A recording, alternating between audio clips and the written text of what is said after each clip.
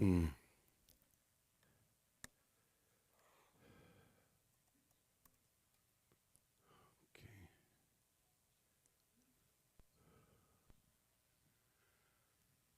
Alors, bonjour tout le monde. Content que content de vous revoir ce matin de la tribune. J'avais mis mon masque pour entrer pour éviter de vous approcher. Ça me rappelait de ne pas vous sauter d'un bras, puis à vous de ne pas le faire en ce qui me concerne. J'ai peut-être un début de quelque chose. Mais par la grâce de Dieu, on va passer au travers comme d'autres choses. La dernière fois qu'on s'est rencontrés, j'ai parlé d'une participation à une course. Je ne sais pas si vous vous rappelez. C'était une course qui allait nous amener. Fallait courir pour remporter le prix. Aujourd'hui, ça va être une course différente, mais juste avant que je l'oublie, c'est vrai. Je voulais vous donner des nouvelles de la rencontre du réseau évangélique au Québec, le REC, qu'on a eu cette rencontre-là de prière dimanche dernier à Fusion. Il n'y a pas eu beaucoup d'églises qui se sont rassemblées comme telles. Il y avait des membres de notre église et aussi des membres de Fusion plus particulièrement, mais à cause, vous vous rappelez, de la tempête qu'on a eue, là. On était peut-être une cinquantaine de personnes, mais on a eu vraiment un bon temps ensemble. Et puis, on a pu, Gabriel, avec le groupe de l'Ancre, avait apporté la louange, entre autres. Et puis, on a pu prier pour l'unité, naturellement, pour l'évangélisation aussi, puis pour l'implantation d'église avec une participation très spéciale de mon frère Daniel Gagné. On l'aime, hein? Alors, c'était... c'était un petit peu les nouvelles que je voulais vous donner. C'était la première fois qu'on faisait ça, mais il y avait quand même une ambiance qui était assez particulière dans ce qu'on a vécu quand même. Et puis, ça s'est très bien passé.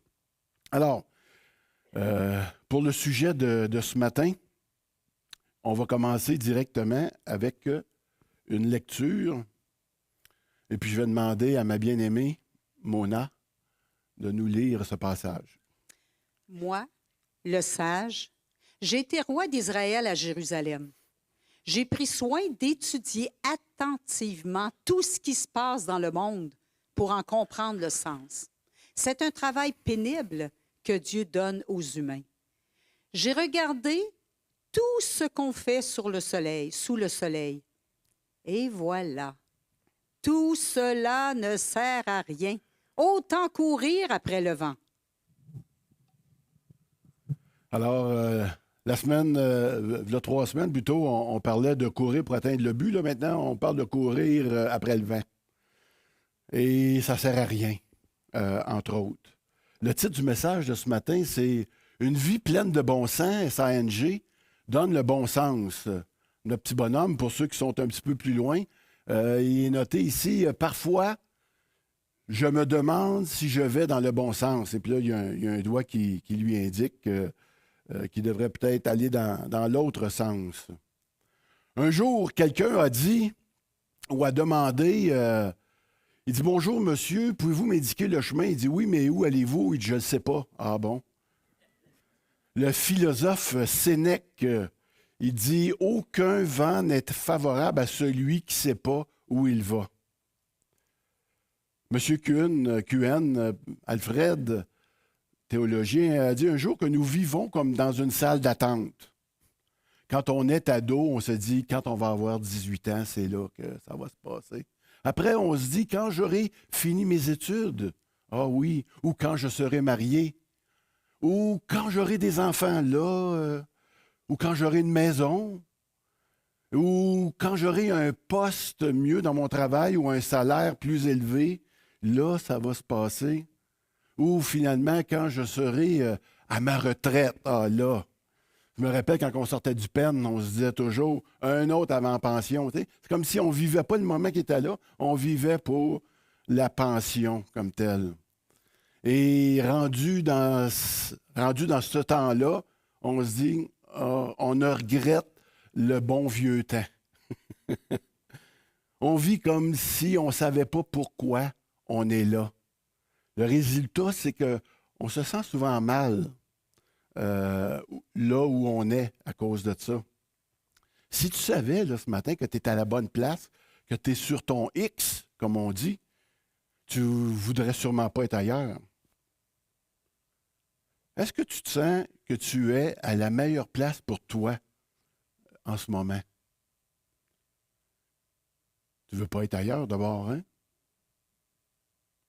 Tu te sens à ta place. Tu es content de venir louer le Seigneur ce matin, de partager avec tes frères et tes sœurs. Tu es surtout content de m'entendre parler. Même si tu ne savais pas que c'était à moi, c'est pas grave. Tu sais, tu dis, aïe, aïe, je suis donc bien content ce matin. Quelle joie, hein? Quel bonheur. Quelle paix qu'on a quand on sait qu'on est à la bonne place, au bon moment. Ça, c'est du timing. Si tu savais pourquoi tu es là ce matin et que ça fait partie de ton plan de vie, eh bien, ta vie a sûrement du sens. Parce que tu sais où tu vas, tu sais pourquoi tu es là, puis tu sais où tu t'en vas aussi. Je dis oui, je m'en vais dîner après. Non, mais des fois, on fait des choses sans savoir pourquoi on les fait.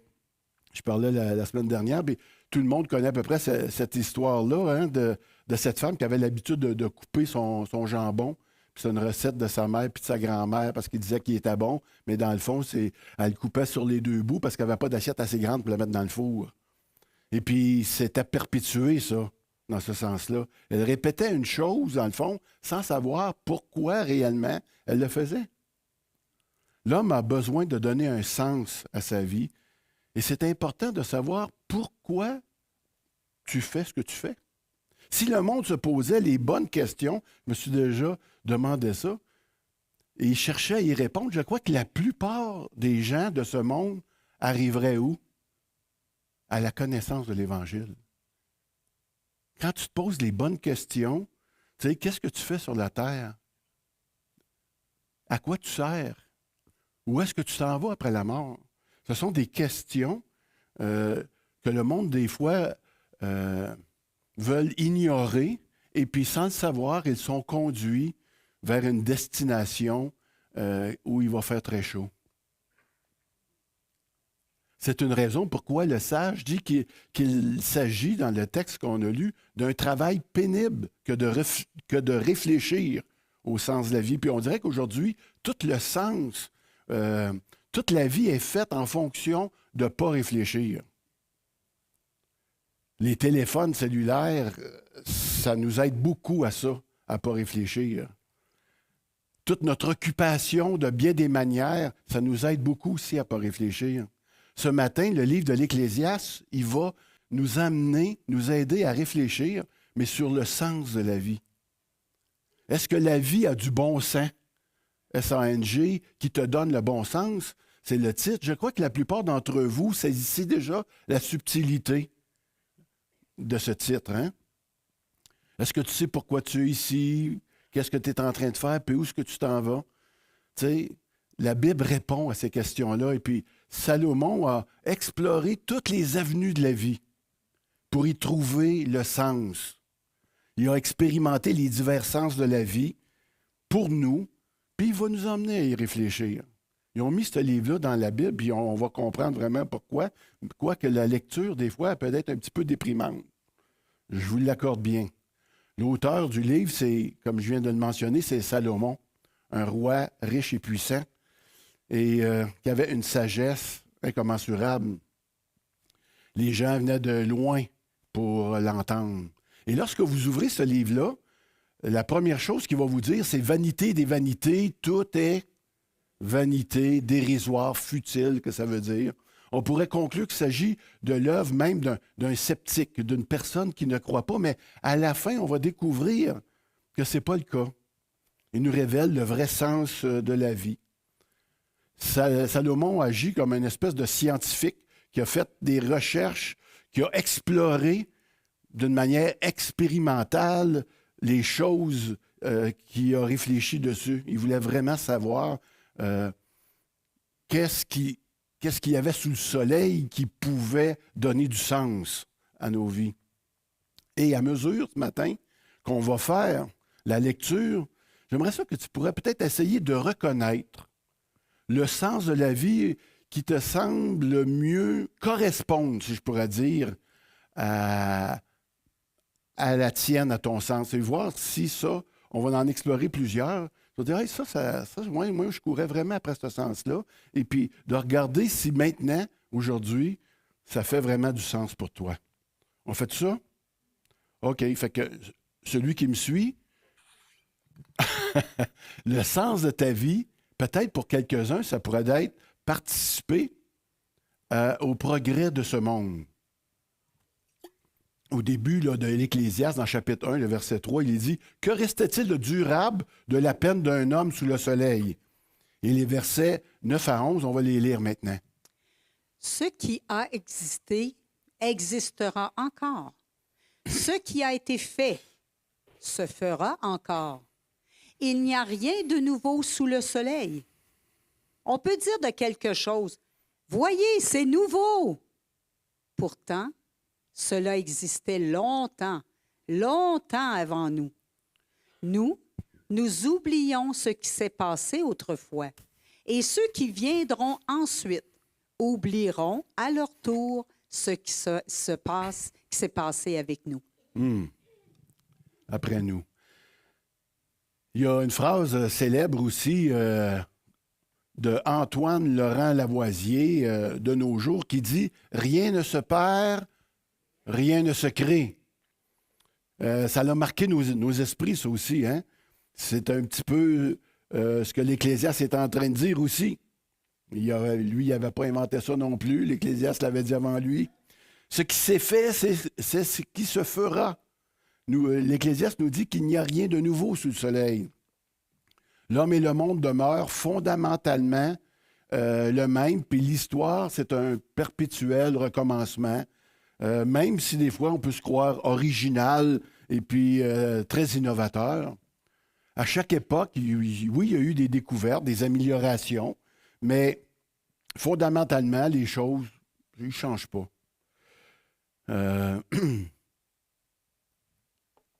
Si je vous posais la question, parce que j'aurais pu regarder différents exemples, mais juste au niveau de la violence, de ce qui se passe dans le monde.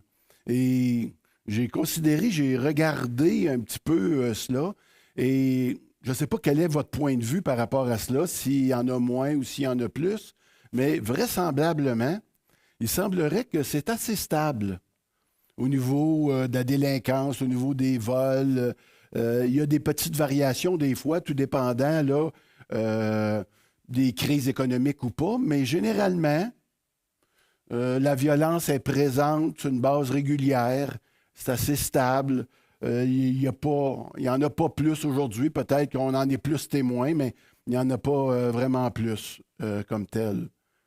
Donc, puis tu sais, ça a commencé avec Caïn, pour une question de jalousie, encore aujourd'hui, même dans notre civilisation civilisée, bien, ça arrive qu'il y a encore des meurtres, puis la jalousie est encore là. Ça peut provoquer ce genre de choses encore aujourd'hui.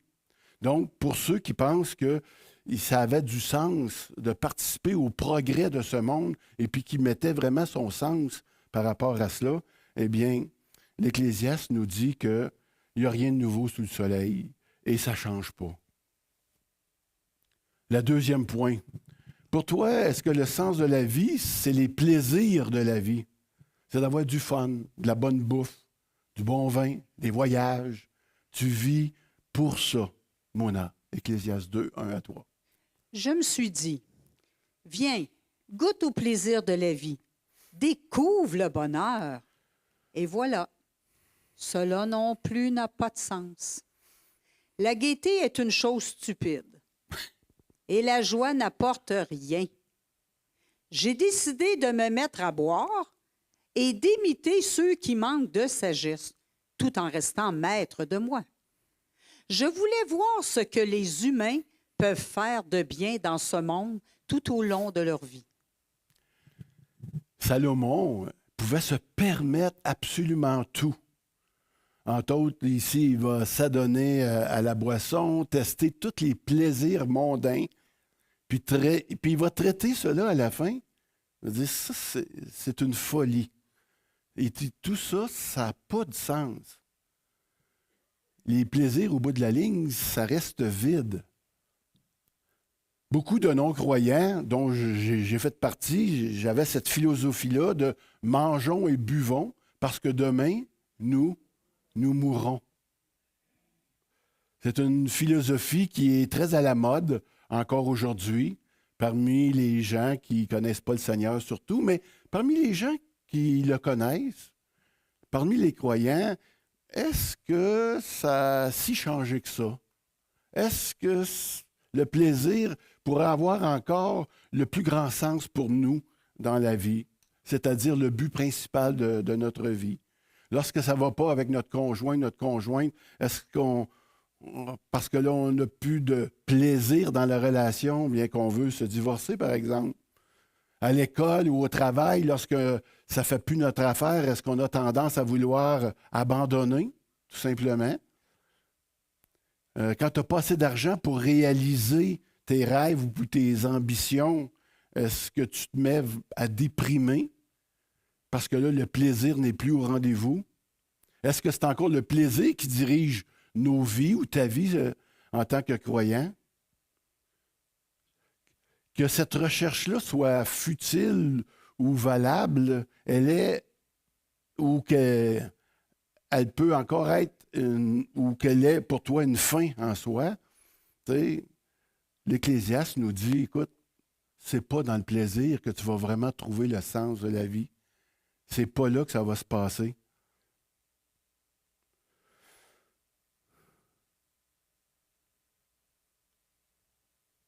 Une autre chose.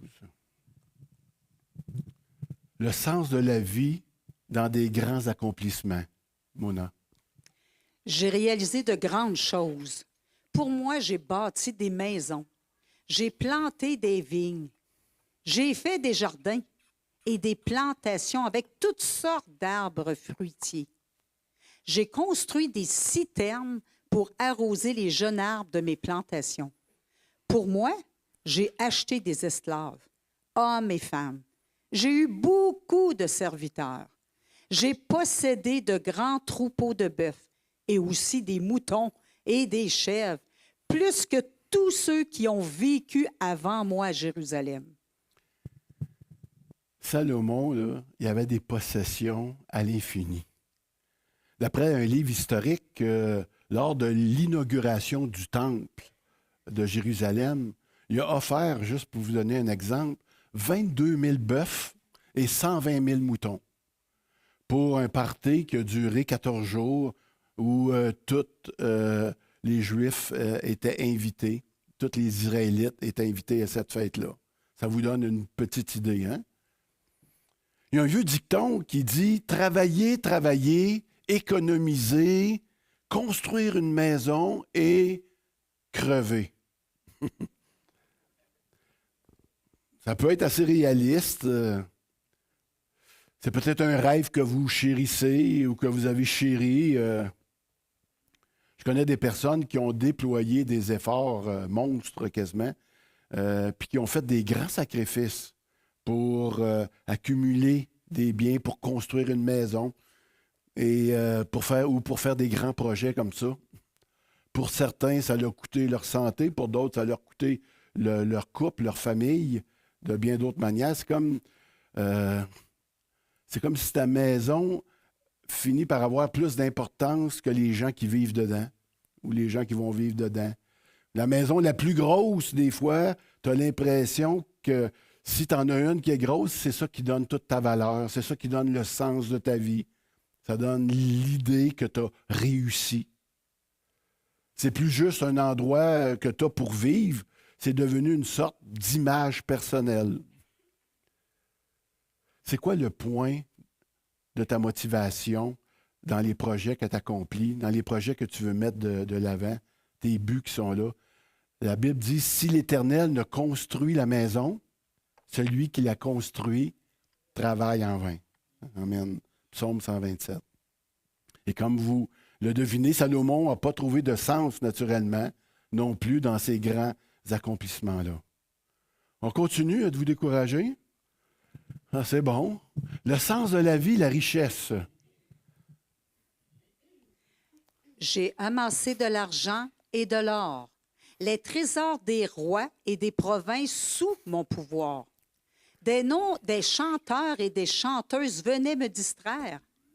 J'ai eu ce que les hommes désirent le plus, un grand nombre de femmes. Je suis devenu quelqu'un d'important. J'ai dépassé tous ceux qui ont vécu avant moi à Jérusalem. Et pourtant, j'ai gardé ma sagesse. On continue, Mona. Je me suis donné tout ce que mes yeux désiraient. Je n'ai privé mon cœur d'aucun plaisir. Oui, j'ai profité de tous mes travaux et j'ai été largement récompensé de toutes mes peines. Alors, j'ai réfléchi à toutes mes activités et à tout le mal que je me suis donné pour les réaliser. Et voilà, tout cela ne sert à rien. Autant courir après le vent. Les humains ne retirent aucun avantage de ce qu'ils font sous le soleil. Aïe, aïe. Tout ce que le cœur de Salomon pouvait désirer, ça lui était servi sur un plateau immédiatement, là, ou presque. Alors qu'il regardait autour de lui, il n'y avait absolument rien en dehors de sa portée. Pouvez-vous imaginer ça? Il dit qu'il a eu ce que les hommes désirent le plus, un grand nombre de femmes. En fait, il y en avait 1000 concubines et femmes. Il y avait tout à la portée de main pour oublier tous les malheurs de la condition humaine, si on peut dire. De nos jours, il existe aussi ces hommes et ces femmes qui sont immensément riches et qui peuvent s'acheter à peu près n'importe quoi. Mais Salomon s'est rendu compte que le bénéfice de son travail était passager et insuffisant pour combler le vide de son cœur. Il a compris qu'il n'y avait aucun moyen d'échapper par ces richesses-là aux difficiles conditions de la vie et d'y trouver une pleine satisfaction. Peut-être qu'il y a un exemple qui m'est venu en écrivant ça.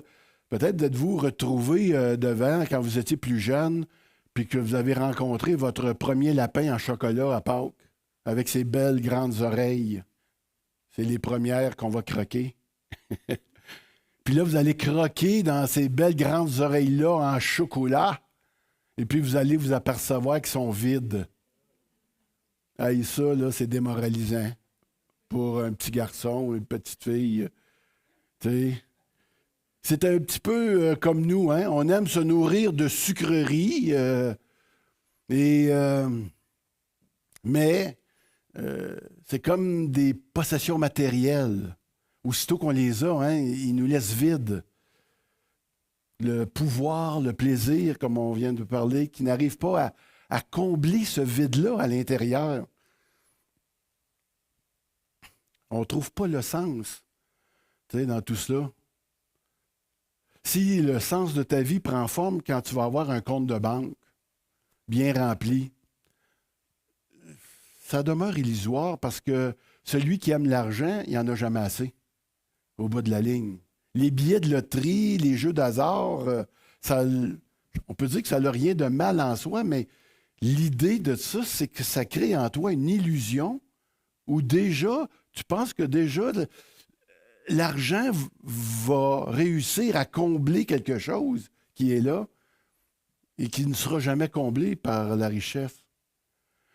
On peut penser aux personnes les plus riches qu'ils vont avoir une vie euphorique puis qui vont tremper dans le bonheur perpétuel, mais pourtant, le suicide, il est beaucoup plus, on le remarque beaucoup plus chez les gens riches et célèbres, dans les acteurs de cinéma, toutes ces choses-là. On voit ça régulièrement. Dans le fond, les riches, sont pas plus heureux que quelqu'un qui n'a rien à se mettre sous la dent ou qui n'a rien à se mettre sous le dos, ou presque. Parce qu'au bout de la ligne, les deux se retrouvent à la même place. Puis là, tu essaies de courir après quelque chose qui n'y arrive pas. La conclusion de Salomon, c'est que tout l'argent du monde, comme il pouvait l'avoir, et tout le mal qu'on peut se donner pour obtenir l'argent, ça ne sert à rien. Ça ne comble pas le vide intérieur. Autant courir après le vent. On continue. Pour toi, peut-être que le sens de ta vie, c'est l'héritage que tu veux laisser. On va sauter quelques versets. On va arriver au verset 18 et 19 ici. Je déteste tout le mal que je me suis donné sous le soleil. En effet, je laisserai les résultats à celui qui prendra ma place. Est-ce qu'il sera sage ou stupide? Qui le sait. Pourtant, il possédera tout ce que j'ai obtenu sous le soleil par mon travail et ma sagesse. Cela non plus n'a pas de sens. Salomon avait amassé une fortune et des trésors colossaux pendant toute sa vie, ce qui aurait dû, par exemple, faire ou être un gage de bonheur pour ses héritiers. Quand est-ce que papa va mourir? Dans les faits, il a laissé son trône à son fils Roboam. Et on sait que son fils a dilapidé la fortune de son père et il a même séparé le royaume. Donc, tout ce que Salomon avait construit, son fils après lui, l'a complètement défait à ce niveau-là. Un jour, nous autres aussi, on va quitter les êtres qui nous sont chers, puis il va falloir se débarrasser de tout ce qu'on a ramassé dans le garage. Tu sais, je ne sais pas si tu as déjà pensé à ça. J'avais pensé à ça. Quand je faisais ça, il y a une nuit, je me suis réveillé de bonne heure, puis là, je me suis dit, ah, il faudrait que je fasse du ménage dans le garage, ça n'a pas de bon sens. Et on travaille toute notre vie à accumuler, puis à constituer une grosse retraite. Je pensais à une de mes sœurs qui est morte l'année passée, et elle a travaillé à la banque toute sa vie. Elle a ramassé de l'argent avec son mari et puis il venait juste de commencer à prendre leur retraite. Et puis elle avait suffisamment d'argent pour pratiquement faire le tour du monde. Et elle est décédée dans les 6 mois qui ont suivi sans qu'elle puisse en profiter. Mais maintenant, c'est la nouvelle femme de son mari qui va le faire, qui n'a pas travaillé pour ça. C'est un petit peu à ça ici que ça fait allusion. Laissé pour héritage. Certains diront, concernant les richesses, qu'eux autres ne sont pas attachés aux richesses de la terre. Il dit, moi, ce qui est important, c'est mes enfants. Je veux leur assurer quelque chose après. Tu sais? Et c'est ça qui fait le sens de ma vie. Pour moi, je vis pour mes enfants. On entend souvent ça. Il y a beaucoup de personnes qui sont découragées dans la vie, qui vivent pour leurs enfants. Tu sais? Ils veulent le donner le plus possible, mais tu ne connais pas. Même si tu as donné à ton enfant la meilleure éducation possible, tu ne sais pas comment il va tourner. S'il va être sage ou insensé. Puis c'est ça, pour l'Ecclésiaste, qui dit, bien, encore là, ça ne fait pas de sens. Ça peut pas être ça le but de la vie, au bout de la ligne. On continue. On a du fun. Le sens de la vie, la recherche de la sagesse. Ah là, bon, peut-être avoir de quoi. Mona. J'ai voulu comprendre ce qu'est la sagesse, la folie et la bêtise. Et je me suis demandé, l'homme qui sera roi après moi, est-ce qu'il fera comme les autres avant lui? C'est vrai, j'ai constaté une chose. La lumière vaut mieux que l'obscurité. Ainsi, la sagesse vaut mieux que la bêtise. En effet, le sage voit où il va, le sot, lui, marche dans la nuit. Mais je sais aussi que tous les deux finiront de la même façon. On peut continuer, Mona. Alors je me suis dit, Je finirai comme le sot. Donc, quel avantage à être sage plus que lui? Cela ne sert à rien. Tout ce qui arrive aux sages et aux sots, on l'oublie complètement dès les jours suivants. Le sage y meurt, comme le sot. Et les gens oublient autant le sage que le sot. Pourquoi donc? Je déteste la vie. Tout ce qu'on réalise sur Terre me déplaît. En effet, rien ne sert à rien. Autant courir après le vent. Misère.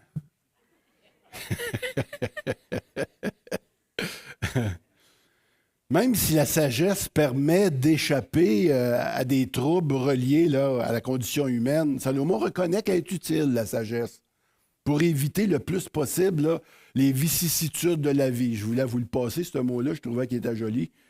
Les vicissitudes, je ne vous l'appellerai pas.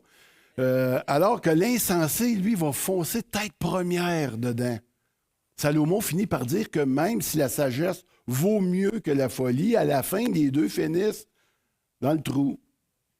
Alors, il dit, c'est quoi l'avantage? La médecine, vous savez, a fait des grands progrès, à peu près dans tous les domaines.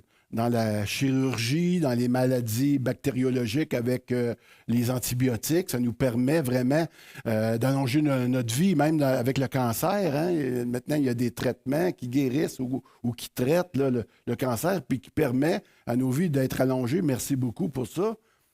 Ça l'a vraiment permis d'allonger. Aujourd'hui, les gens vivent beaucoup plus vieux qu'à l'époque. Tu sais. Et puis quand je dis qu'à l'époque, c'est pas si loin que ça. Mais face à l'éternité, entre vous et moi, la vie d'une personne qui va mourir à 30 ans par rapport à une qui va mourir à 95 ans, c'est quoi face à l'éternité? La vie, c'est une vapeur pour peu de temps. Salomon prolonge cette idée-là au verset 16 et 17. Il dit, une fois enterrés, le sage puis l'insensé vont tomber toutes les deux rapidement dans l'oubli. Au bout de 2-3 générations, c'est comme s'ils avaient jamais existé. J'espère que vous êtes encouragés ce matin. Un athlète qui avait connu la célébrité a déclaré ceci. C'est rare les athlètes qui vont faire ce que lui a fait, mais il dit, ma plus grande joie dans la vie, c'était lorsque j'ai marqué le but dans un match qui était très important, puis que j'ai entendu scander mon nom par la foule. Tu sais, il dit, j'étais vraiment au bord de la joie, ça n'avait pas d'allure. Mais quand il s'est retrouvé tout seul dans sa chambre, le soir, dans le silence, il s'est mis à penser, il dit, coudonc, la vie, me semble que ça doit être plus que de marquer des buts dans l'équipe adverse. Il doit y avoir de quoi de plus que ça. Et ces pensées-là l'ont amené à chercher une vraie satisfaction.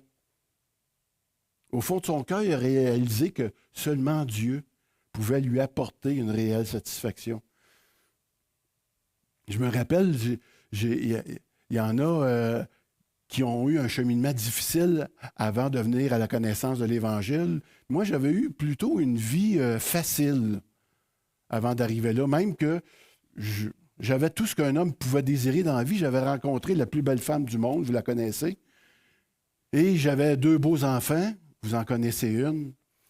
L'autre aussi, c'est un beau garçon, en santé. Et puis, j'avais un bon travail. J'avais tout ce qu'une personne pouvait désirer. Puis une fois que j'ai eu ça, j'ai resté surpris que je voulais avoir une plus grosse maison. La mienne ne me convenait plus, on dirait. Je regardais les femmes que j'ai trouvées encore belles. Je ne comprenais pas. J'en avais la plus belle chez nous. Je dis, voyons, il n'y a rien qui va m'arrêter. Tu sais, on dirait que j'étais toujours dans cette phase d'aller plus loin. Vous comprenez, hein? Amen, disent-ils. Et ça reste le vide au fond de nous. Il y a tellement de choses qui nous manquent, hein? Un vide profond, impossible à combler par les choses du monde, aussi bonnes soient-elles. C'est comme les oreilles de lapin. Ça demeure vide. Salomon a expérimenté tout ce qu'on peut imaginer comme l'idéal du bonheur, frères et sœurs. Puis à la fin de son discours, qu'est-ce qu'il proclame encore? Tout est futile et vanité. Il n'y a rien sous le soleil qui va vraiment me donner le sens. Salomon, pas ici, oui, ici.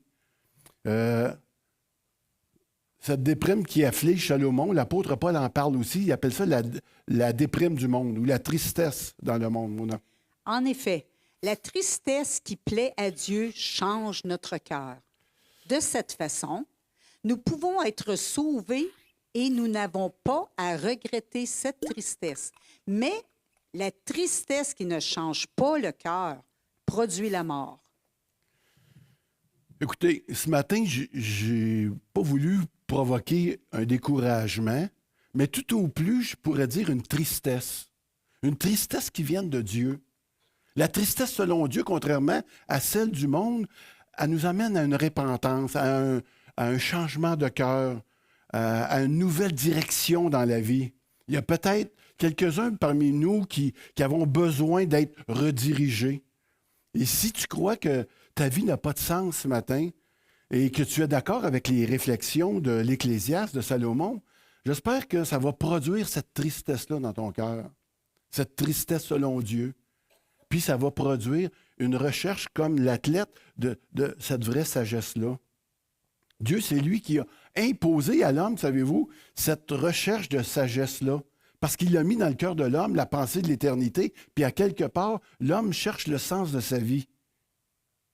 Il a besoin de découvrir la vérité. Parce qu'un cœur qui n'est pas changé, ça va toujours te pousser à chercher le bonheur dans les plaisirs, dans les possessions, dans l'accomplissement de quelque chose, dans les richesses. Comme Salomon nous l'a mentionné. Ça produit que de la déception puis de la tristesse dans ton cœur. Beaucoup de personnes, des fois, vont parler de cette boule. Ils ont une boule ici, là. Je ne sais pas, j'ai une boule. Je me rappelle quand Mona a fait le pas de foi, elle dit Serge, j'avais prié pour la guérison à ce moment-là parce qu'elle n'était pas croyante. Puis là, je dis Mona, le Seigneur, il dit qu'on peut imposer les mains aux malades, les malades vont être guéris. Puis Mona avait un problème au niveau de ses jambes. Puis, fait que j'ai dit penses-tu que le Seigneur pourrait te guérir? Elle dit ben oui, je suis pas incroyante. Tu sais, fait que. Elle était comme ça dans le temps. C'est que, mais, j'ai prié pour elle. Puis j'étais gêné de le faire. C'était au début de ma vie chrétienne, tu sais. Puis il était tard le soir, puis elle m'avait réveillé par ses pleurs à cause qu'elle souffrait de tout cela. Puis j'ai imposé les mains et je me suis couché, puis j'ai dormi. Le lendemain matin, je l'ai appelé. J'ai dit, ouais, puis, tu sais, tes jambes, comment elles sont? Ben, elle dit, il me semble qu'elles sont un petit peu moins enflées. Mais elle dit, la boule que j'avais ici, je ne l'ai plus. Oh! Là, j'ai dit, là, Seigneur a fait une œuvre. Peut-être pas celle que je m'attendais tout de suite au niveau de la guérison, mais par rapport à quelque chose de plus important. Son cœur venait d'être libéré. Et c'est ce que l'Ecclésiaste veut nous faire réaliser par rapport à Dieu. Il veut changer notre cœur. Il veut changer nos aspirations. Il ne veut pas que ce soit les plaisirs, nos possessions ou nos accomplissements ou notre richesse qui soit la priorité de nos vies, mais il veut vraiment que notre cœur puisse être changé et c'est sa volonté de le faire. Et je vais aller directement maintenant, je vais demander à l'équipe de monter. Finalement, Salomon va terminer ce chapitre 2 au verset 25 et 26. Voilà. En effet, qui peut manger et profiter de la vie si Dieu ne le permet pas? Oui, à l'homme qui est bon à ses yeux. Dieu donne la sagesse, la connaissance et la joie. Mais à l'homme qui agit mal, il donne la charge de rassembler des biens et de les garder pour celui qui est bon à ses yeux. Cela non plus, ça n'a pas de sens. Autant courir après le vent. Si je résume cette pensée-là ce matin, c'est que l'homme peut profiter de toutes les bonnes choses. de la vie, un bon repas, un rafraîchissement d'une boisson et le plaisir d'accomplir un travail honnête. De trouver le sens dans la mesure que tu trouves le sens dans la mesure que tu reconnais que c'est Dieu qui te l'a donné, que c'est lui qui le permet, que c'est lui qui est le distributeur de bonheur. Et c'est un don en plus qu'il réserve à ceux qu'il veut, mais plus particulièrement à ceux qui lui sont agréables. Puis il fait travailler les autres pour nous autres. C'est quand même spécial. À la fin du livre de l'Ecclésiaste, l'auteur conclut son discours sur le sens de la vie en disant que l'essentiel pour l'être humain, c'est le respect de Dieu et l'obéissance à ses commandements.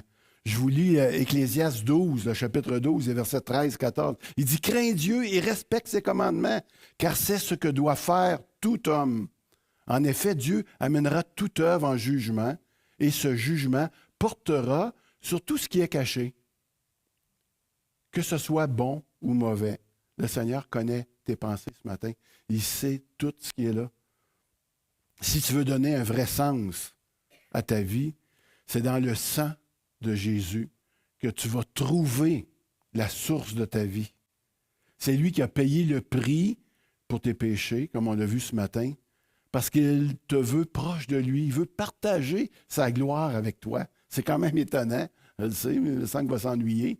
Tu sais, Jésus a donné sa vie pour toi pour que tu te rapproches de lui. Et plus tu te rapproches de lui, qu'est-ce qui va arriver? Plus tu vas le connaître. Plus que tu le connais, plus tu vas réaliser à quel point il t'aime. Et ça, croyez-moi, on a tous besoin de réaliser à quel point le Seigneur nous aime. Et quand tu vas réaliser à quel point le Seigneur t'aime, tu vas vraiment vouloir le servir. Tu vas vraiment vouloir faire tout ce qui est important à ses yeux, à lui, et non aux tiens. Tu ne peux pas comprendre la destinée, ta destinée, en dehors de l'œuvre de Christ sur la croix.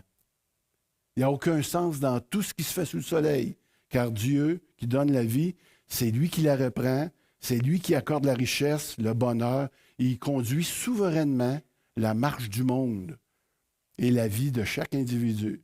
C'est lui qui mène tout. Et c'est lui qui donne la vraie raison de vivre. Tout le reste, c'est vanité des vanités. Amen.